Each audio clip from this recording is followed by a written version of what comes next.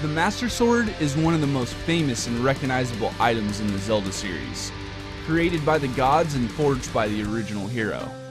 It is said numerous times throughout the series that it is the only weapon able to defeat Ganondorf. However, it isn't the only legendary sword wielded by Link, nor is it the only blade used to kill or destroy Ganon. We are introduced to the Picori blade, which becomes the Force Sword. But could the two actually be the same or at least identical in design? Join Game Over Jesse and I as we uncover the secrets behind the Master Sword.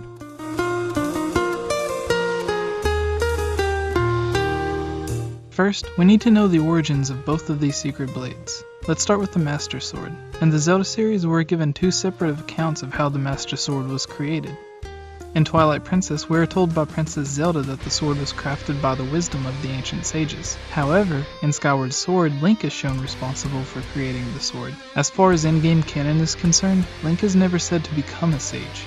This can be explained easily though. Hylia, with help from the sages, could have created the goddess sword and given it to the chosen hero to help fight off the evil in the world. After an untold number of years, during the event of Skyward Sword, Link forged the goddess sword into various states, like the goddess longsword, the white sword, and eventually into what we know as the Master Sword. The Picori blade has a surprisingly similar story. In fact, it's almost identical. In the Minish Cap, we are told, just when it seemed that the world was to be cast into the darkest of shadows, the tiny Picori appeared from the skies and bestowed on a courageous human a single golden light and a single sword. Again, after an untold number of years, Link takes a sword and forges it into the white sword. And when the white sword is fused with all of the elements, it becomes what we know as the Force Sword. If Zelda and Twilight Princess didn't know the full truth behind the origins of the Master Sword, it's possible that the information we are given by the Hylians in the Minish Cap is also a bit distorted as well. If we look at all the similarities, a lot starts to match up. Both swords are given to the Hylians to fend off evil forces. Both swords are originally created by magical beings in the sky and are meant to only be used by the chosen hero. Both swords can be forged into the white sword, which also makes an appearance in the original Zelda for NES. And both swords need to be forged by magical elements to reach their full potential.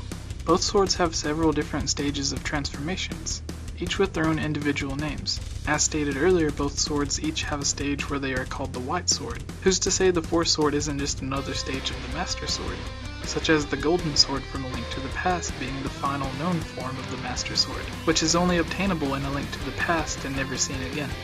To further the similarities between the two, it is stated that only the Master Sword is able to defeat Ganon. However, the Force Sword has also been used not only to kill Vati, but Ganondorf as well, and sealed them both away.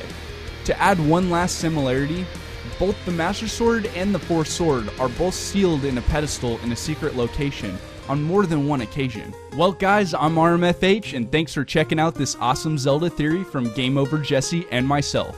Before we go, I just want to take a quick second to thank Game Over Jesse for letting me tag along on this one. Be sure to subscribe and check out his next Zelda theory about what material was used to forge the Master Sword. And if you guys like to hear Zelda theories, go ahead and feel free to check out my channel as well. You guys all have a good one. Peace out.